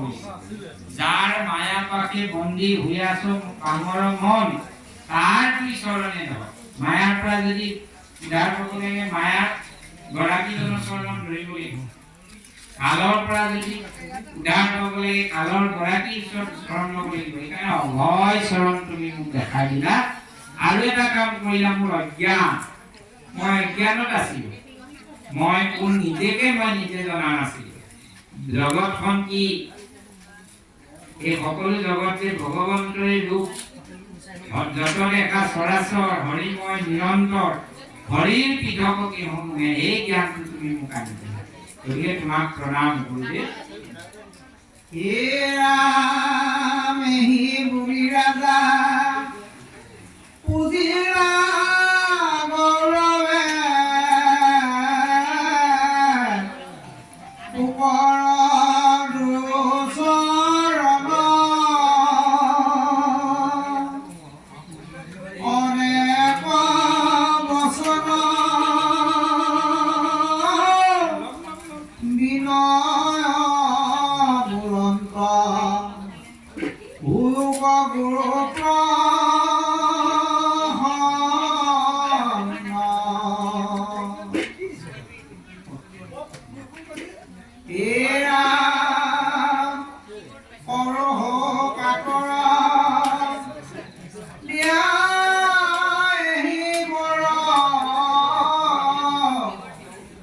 মৰণ সময় স্বামী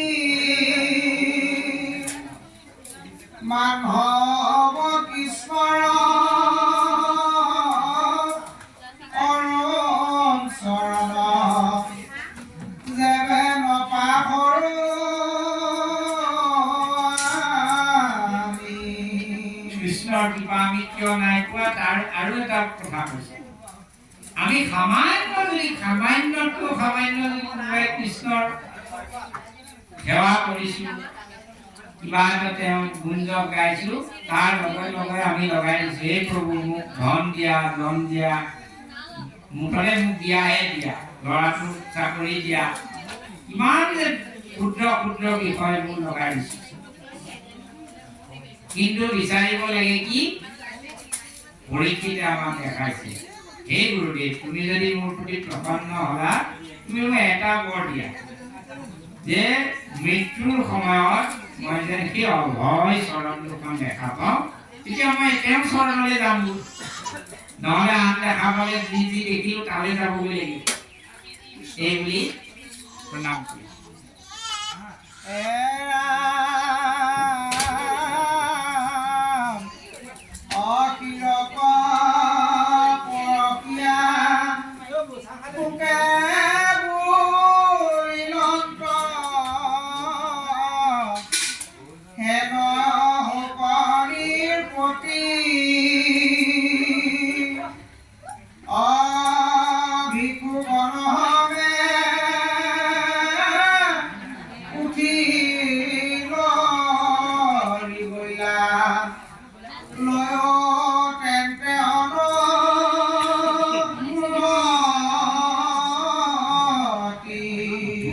কৃপা বিনে কোনো সাধকৰে সাধনাত সিদ্ধি নহয়।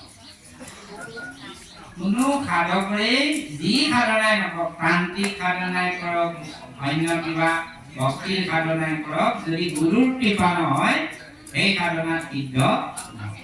আৰু গুৰুৰ কৃপা কেতিয়া আহিব? যেতিয়া গুৰুৰ কথাকেইটা শুনিব, গুৰুৰ কথা মতে কাৰ্য কৰিব, তেতিয়া তেওঁৰ কৃপা আহিব। এইবুলি যেতিয়া পৰীক্ষিতে গুৰুদেৱক প্ৰাৰ্থনা কৰিলে, সুখদেৱেও বোলে তথাস্তু, তোমাৰ ইচ্ছা পূৰ্ণ হওক, এইবুলি তেওঁ উঠি গুচি গ'ল, তাত আৰু ৰৈ নাথাকে। এনে সুখদেৱ গাই এজনী ক্ৰীড়াবৰ সমান সময়হে এঠাইত ৰয়। কি কাৰণে নৰয়? যদি তাতে গোট খাই যায়, ক'ৰবাত যদি ৰৈ যায়, লাহে লাহে তাত বিষয় বাসনাবিলাক গোট খাই আৰু তেওঁ মহৎ হয়তো আবদ্ধ হৈ পৰিব পাৰে। এইকাৰণে তেওঁ নাথাকে। এতিয়া গুৰুৰ কৃপা বিনে আমাৰ সাধনা সিদ্ধি নহয়। গুৰুজনে আমাৰ শংকৰ গুৰু, মাধৱ গুৰু বুলি আমি চিঞৰিছো, তেওঁলোকৰ কথাকেইটা যদি আমি পালন নকৰোঁ, ইমান সুন্দৰ সুন্দৰ উপদেশবোৰ আমাক দি গৈছে।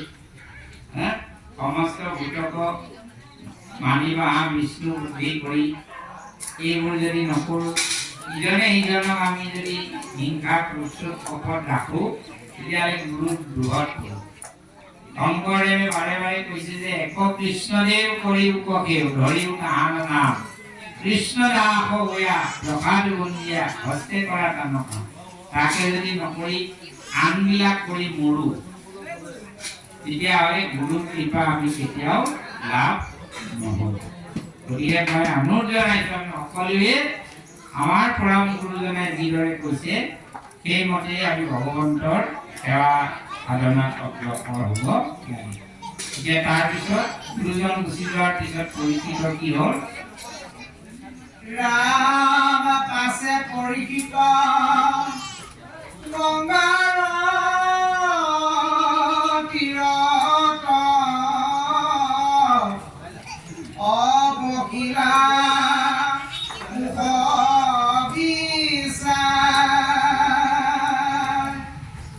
উত্তৰ অমুখে মাধৱক স্মৰি চিৰ কৰি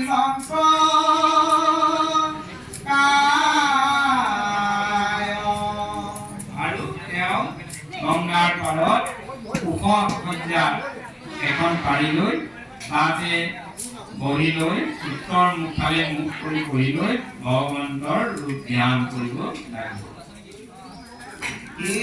আত্মা বিষয়ক চিত্ত প্ৰবেগীয়া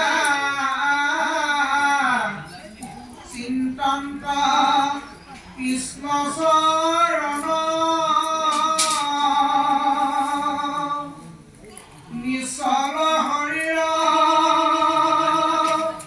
মন ভয় লঠিৰ অনকলে প্ৰাণ পাপৱ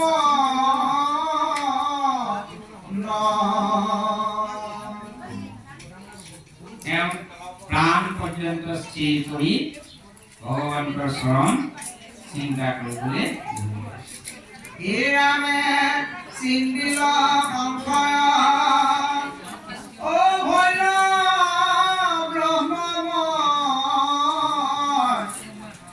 দেহৰ এৰাই সংগ ভৈৰন্ত হিয়াত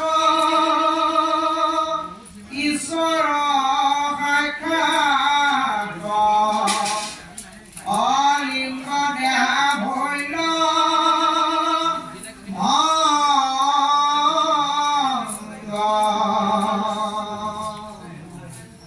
আমাৰ উপনিষদবিলাকৰ এটা তত্ত্ব কৈছে যে অহম ব্ৰহ্মাস্মি। নিজে সাধকজনে উপলব্ধি কৰিব লাগিব যে মই ব্ৰহ্ম, মই ঈশ্বৰ। এই সাধনা যাৰ উপলব্ধি হৈ গ'ল, কাৰণ ঈশ্বৰ মোৰ শৰীৰতে আছে ন। ঈশ্বৰ ব্যতিৰেক একো বস্তুৱেই নাই। বাহিৰত সকলোকে ঈশ্বৰ দেখা আৰু নিজকো ঈশ্বৰ দেখাজনাই জীৱন পৰীক্ষিতৰ তেনেকুৱা হৈ গ'ল। নিজে প্ৰথমতে সংশয় আছিল, সংশয় দূৰ হ'ল। কেনেকৈ দূৰ হ'ল? কৃষ্ণ কথা সাধুৰ সংগত শুনাৰ পিছত কথা শুনি দেখে গৈছে মনৰ সংশয় হয় জানো, হ'ব জানো, নামে তাৰিব জানো, হয়নে? এইবোৰ সংশয় দূৰ হৈ যাওক। তাৰপিছত শ্ৰদ্ধা, তাৰপিছত ৰতি, তাৰপিছত প্ৰীতি, তাৰপিছত প্ৰেম, তাৰপিছত ভকতি। এইবোৰ ঈশ্বৰে ঈশ্বৰে হৈ আহি থাকিব। হোৱাৰ পাছত এতিয়া তেওঁ নিজেই ব্ৰহ্ম উপলব্ধি কৰিছে। হে ৰামানন্দ সমুদ্ৰে কোমলে মহিলা বৈল মায়া মন্দ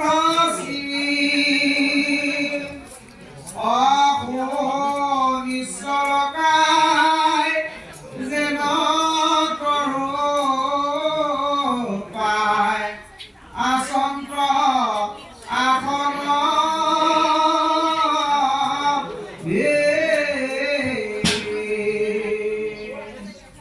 ৰাম দ্ৰব্য হৈল চিত ৰোমাঞ্চিত যাৰে নয়নৰ নাৰী অনেক সহস্ৰ সেনা বাঢ়ি আছে অবেৰি আছে নাম আনন্দ গজ বাজি। আমাৰ ভৰিটো ছয় ধৰণৰ, ছয় প্ৰকাৰৰ মুখেৰে গঠন আছে।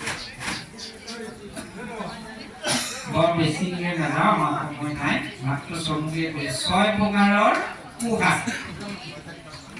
এটা সৰু উদাহৰণ এটা দি বুজি পাব। আমাৰ এতিয়া যিবোৰ কোষ আমি আমাৰ মাংস হাড় এইবোৰ গঠন হৈছে, সেইবোৰ অন্নময় কোষ। অন্নৰ পৰা যোৱা শক্তিবিলাক জমা হৈ সেইবিলাক গতিকে তেনেকৈ 6 ধৰণৰ কোষ আছে, অন্নময়, প্ৰাণময়, মনোময়। এই 6 ধৰণৰ কোষকে 6টা চক্ৰ বুলিছে। এই 6টা চক্ৰৰ পিছত আমাৰ এটা লিংগ শৰীৰ আছে, তাৰে নাম লিংগ শৰীৰ। সেইকাৰণে মহাপুৰুষে কীৰ্তনা লিখিছে শৰীৰৰ 6 চক্ৰ চিন্তে দিব। কোনো পাঠত চিন্তে দিব আছে, চিন্তে দিব আহাৰ গুচোৱা ভয় মৃত্যু সেইখিনিৰ পৰা গৈ যে আনন্দ সুখৰ পিছত যিটো শৰীৰ পাব সি কেৱল আনন্দ শৰীৰ, তাৰ নাম লিংগ শৰীৰ। লিংগ শৰীৰটো আত্মা শৰীৰটো লগ হৈ থকা অৱস্থাত আনন্দই উপলব্ধি।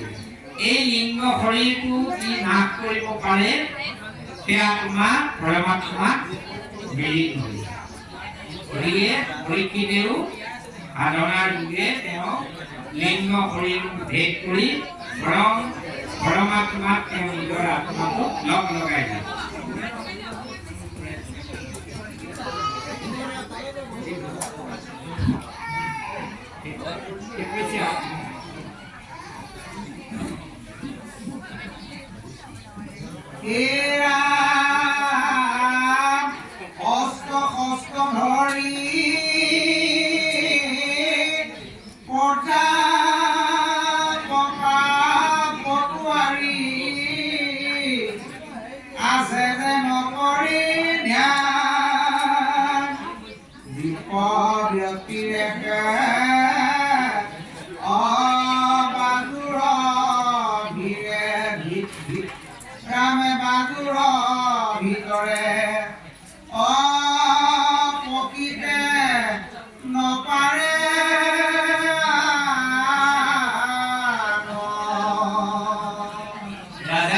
ব্ৰহ্মজ্ঞান লাভ হ'ল, বাকীসকলৰতো হোৱা নাই। গতিকে ৰাজাক ৰক্ষা কৰিব লাগিব।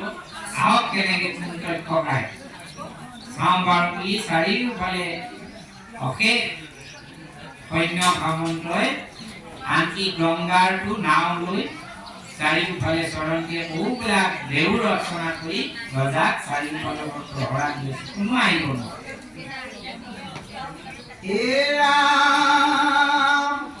অসংখ্যাত নৌকা পুৰুষত কৰি গংগাত বেৰিয়াই আছে পুষ্কৰ পৰ্যন্তে নপৰে পক্ষীয়ে ইবেলা ৰাজাৰ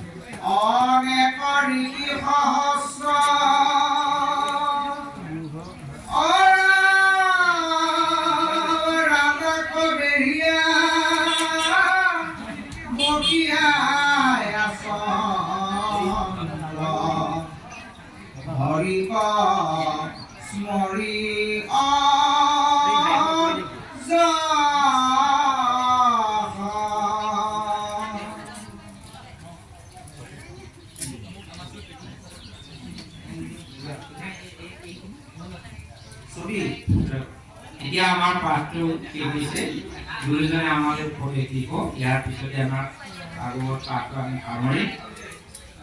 পৰীক্ষিতৰ এইদৰে থকাৰ সময়তে বিপ্ৰৰ পক্ষকে এজন বিপ্ৰৰ সহায়ত সোমাই আহি এটা ফলৰ ভিতৰত গৈ আহি আৰু ভগৱত মূৰ্তি পৰীক্ষিতে যেতিয়া ব্ৰহ্ম দৰ্শনেৰে সকলোকে হৰি দেখি থাকি বোলে মোৰ মৃত্যুৰ ইমান পলম হৈছে কিয়? এই পিতৃয়ে তক্ষক হৈ মোক দংশন কৰক বুলি কোৱাৰ লগে লগে তক্ষকে নিজ ৰূপ ধাৰণ কৰি তেওঁ মৰ্মস্থলক দংশন কৰি আৰু তেওঁ শৰীৰটো তক্ষকৰ কোনো বিশেষ শৰীৰটোতে তেওঁ আত্মাক কিন্তু চুব নোৱাৰিলে, কাৰণ তেওঁ আত্মাত অহৰহ ভগৱন্তৰ ৰূপ দেখি আছিল আৰু লগে লগে তেওঁ ভগৱন্তৰ পৰম পদ বৈকুণ্ঠ ধাম লাভ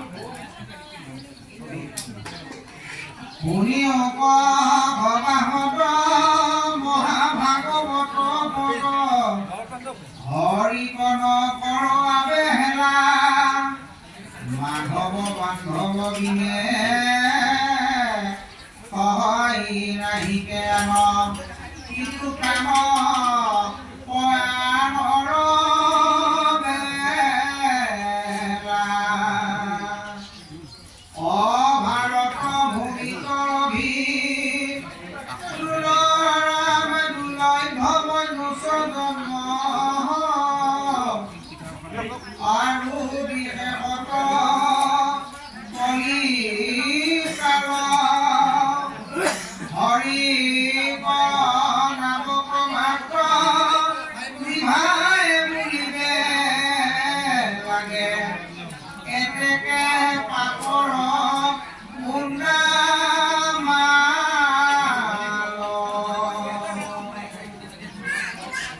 যিটো প্ৰাণ বন্ধু কৃষ্ণ হৃদয়তে আছে আছে প্ৰাণ মানেকে ৰাম মনেকে কৰিবে লাগিয়া সেৱা কাহা কৰো নাহি নাহানি কেতে কেতে প্ৰাণী অন্তে পুষ্প দেৱতাৰো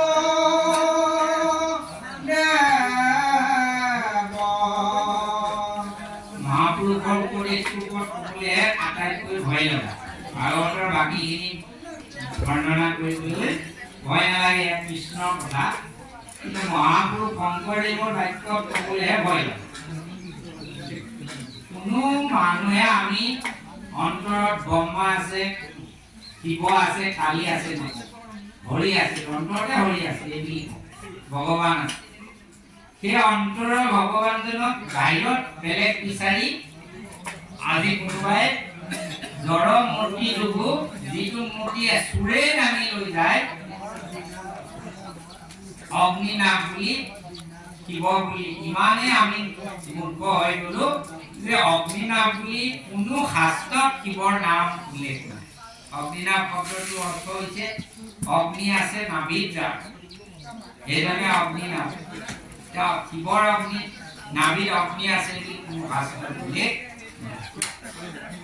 আৰু এটা ফেচবুকত চলা জড় মূৰ্তি এটাকো আমি ঈশ্বৰ বুলি ভাবো কিন্তু নিজৰ হৃদয়খনৰ ভিতৰত সোমাই লগা কৃষ্ণ দেৱতাজনক ঈশ্বৰ বুলি নাভাবে সেইজনক কি কৰিব কৈছে সেইজনক অগ্নি নামলৈ গ'লে আপুনি 500 টকাৰ ৰচিদ কাটিব লাগিব কিন্তু এইজনক কৃষ্ণ বুলি ক'বলৈ 1 টকা প্ৰয়োজন নহয় কোনো দ্ৰব্যৰ প্ৰয়োজন নহয় মনেকে লাগে কৰিব সেই মহাপুৰুষ মাধৱদেৱে সেইকাৰণে গোসাঁই আৰম্ভণিতে লিখিছে উপাসা কৰো হৃদয়ত থকাজনক আপোনাৰ মনেৰে উপাসনা কৰক তাতে সেইখিনি কৰিবলৈ গুৰুৰ বাক্য ৰক্ষা কৰি এক কৰম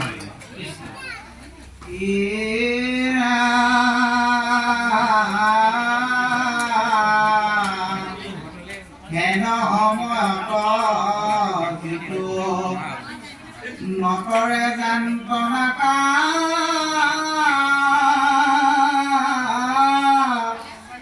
তাকো পৰে নাহি ভাগ্যহীন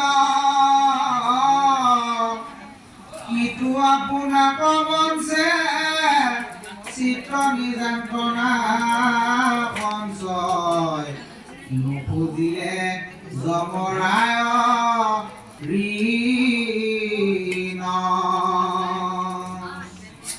এন নয়া কিলদি পাৱে পৰি পৰুষে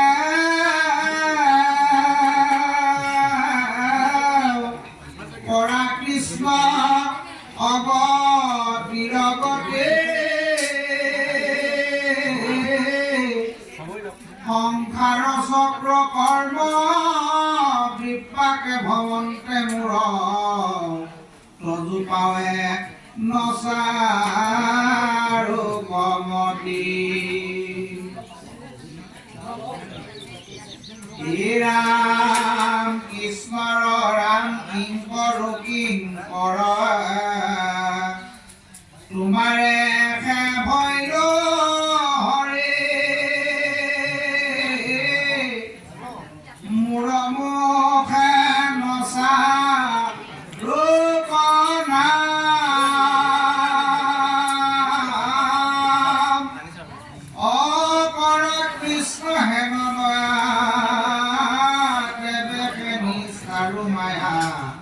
নিৰন্তৰে বোলা ৰাম ৰাম হৰি ৰাম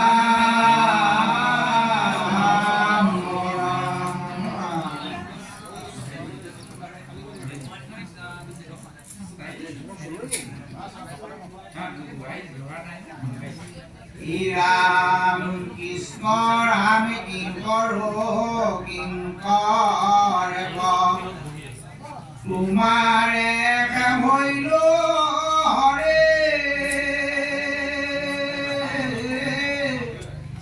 মূৰ মুখে নচাৰূপ নাম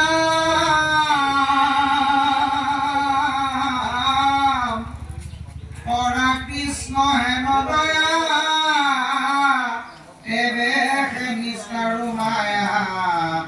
নিৰন্তৰে ৰাম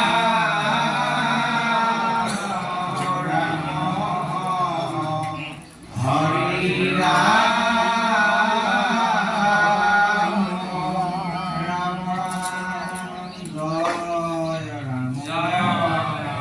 জয় কৃষ্ণ জয় নাৰায়ণ নাৰায়ণ কৃষ্ণ জয় শংকৰ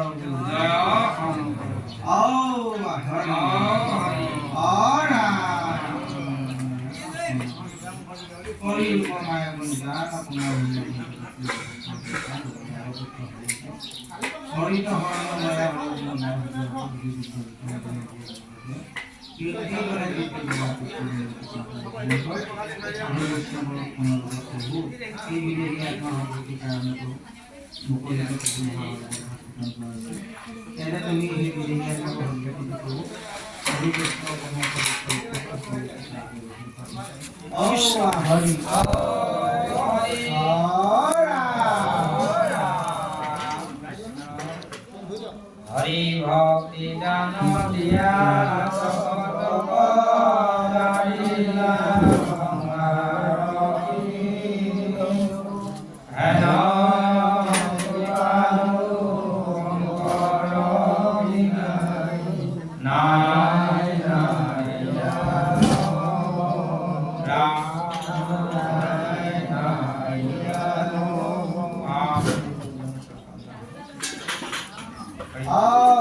হৰি